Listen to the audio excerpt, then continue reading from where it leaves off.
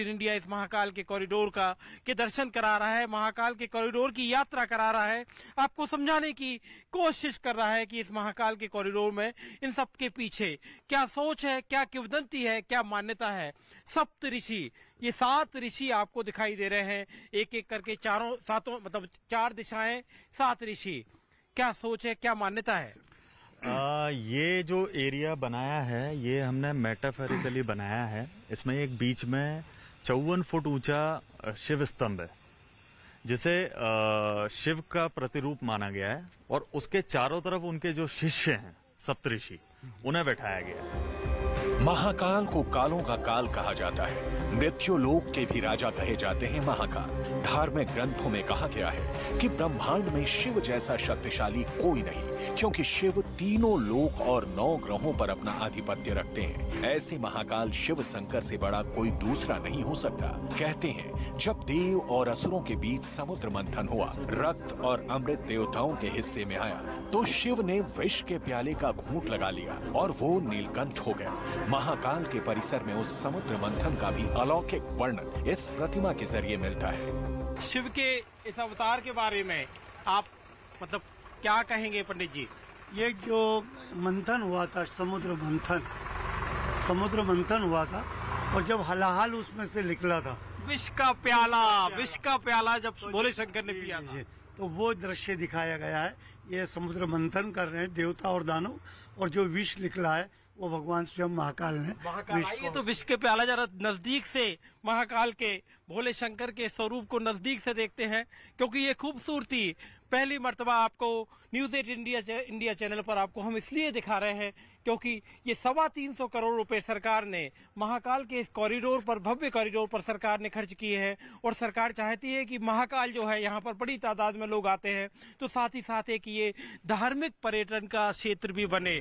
महाकाल के महालोक में बना ये सप्तऋषि परिसर है। पुराणों में उल्लेख है कि सप्तऋषि भगवान शिव के पहले शिष्य थे, जिन्हें महाकाल ने दीक्षा दी थी। यही वजह है कि सप्तऋषि की प्रतिमा के नीचे उन 7 ऋषियों की गाथा भी म्यूरल के जरिए दर्शाई गई है। माना जाता है कि महाकाल से सप्तऋषि के दीक्षा लेने के दिन को ही गुरु पूर्णिमा माना गया, क्योंकि भगवान शिव पहले आदि गुरु थे और उन्होंने सप्तऋषि का गुरु बनना स्वीकार किया, और उन्होंने योग साधना का ज्ञान दिया था, जो उन्होंने बाकी संसार को दिया फिर बाद में। तो जिस दिन उन्होंने वो स्वीकार किया था कि वो उनके गुरु बनेंगे, वही दिन को आज गुरु पूर्णिमा के रूप में मनाया जाता है। अच्छा, गुरु पूर्णिमा के पीछे की कहानी ये है। तो इसलिए इस चीज को हमने यहाँ पर दिखाया है, और इसके साथ में जो ऋषि हैं, उनके ऋषि के जैसे वशिष्ठ जी हैं, विश्वामित्र जी हैं, तो उनकी लाइफ के जो इम्पोर्टेंट इवेंट हैं, जो इम्पोर्टेंट घटनाएं हैं, वो सारी की सारी नीचे उनके चारों तरफ उकेरी गई हैं। महाकाल कॉरिडोर प्रोजेक्ट में उन श्रद्धालुओं की सुविधाओं का भी ध्यान रखा गया है जो हर साल करोड़ों की संख्या में महाकाल के दर्शन के लिए उज्जैन आएंगे। महाकाल कॉरिडोर के पहले चरण में ही उज्जैन शहर का कायाकल्प हर ओर नजर आ रहा है। माननीय मुख्यमंत्री जी का जो विजन था कि महाकाल मंदिर परिसर का विस्तार किया जाए, और इसका विस्तार इस भव्यता के साथ में किया जाए कि एक श्रद्धा और आस्था के लिहाज से भी इसको हम लोग एक भव्य स्वरूप दे सकें, और इसके अलावा पर्यटन की दृष्टि से भी इसको बहुत भव्य बना सके।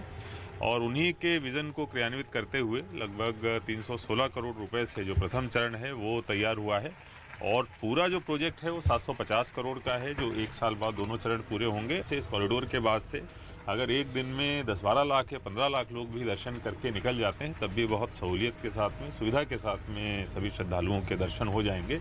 और तो इस हिसाब से न केवल भव्यता के हिसाब से, बल्कि श्रद्धालुओं की सुविधा और सेफ्टी के हिसाब से भी हम लोगों ने इसको डिजाइन किया हुआ है। महाकाल कॉरिडोर में आने वाले श्रद्धालुओं के लिए फैसिलिटी सेंटर बनाया गया है। गाड़ियों के लिए बड़े सरफेस पार्किंग का निर्माण किया गया है। सुरक्षा के लिए पूरे महाकाल कॉरिडोर में 600 CCTV कैमरे लगाए गए हैं। महाकाल के परिसर में घूमने के लिए बैटरी से चलने वाली गाड़ियों की व्यवस्था है। महाकाल का कॉरिडोर इतना विशाल और भव्य है कि एक श्रद्धालु को इसे देखने में कम से कम 5 घंटे लग जाएंगे। परिसर को ऐसा बनाया गया है कि यहाँ एक समय में अगर 5 से 6 लाख श्रद्धालु भी आ जाएं, तो पूरी व्यवस्था बनी रहेगी, क्योंकि पूरा परिसर करीब 47 हेक्टेयर में बना है। इसमें अकेले 20 हेक्टेयर का रुद्र सागर सरोवर है, जो इस कॉरिडोर का अटूट हिस्सा है। रुद्र सागर सरोवर को विकसित करके एक बेहद भव्य रुद्र सागर लेक फ्रंट तैयार किया गया है, जहां पर बैठकर लोग रुद्र सागर के वैभव को निहार सकेंगे और यहां फुर्सत के कुछ पल बिता सकेंगे।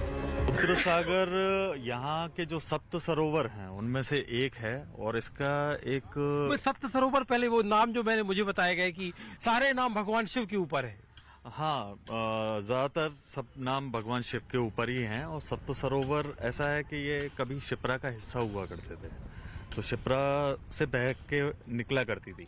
अब शिप्रा जो है वो छोटी हो गई है और वहाँ पे सप्त सरोवर छोड़ गई है, तो ये सरोवरों का अपना एक धार्मिक महत्व है। तो इस सरोवर को हमने इसका जीर्णोद्धार करने का प्रयास किया है। में एक आप अगर देखेंगे तो एक रूस्टिंग आइलैंड भी बनाया है। तो वो आइलैंड जो है वो इसकी इकोलॉजिकल बैलेंस के लिए बनाया गया है, जहां पर पक्षी आएंगे, वो रूस्टिंग आइलैंड कहलाएगा। सिर्फ पेड़ पौधे हैं, वहां पे पक्षी आएंगे, अपनी ब्रीडिंग करेंगे और यहाँ पे एक सुंदर दृश्य देखने को मिलेगा।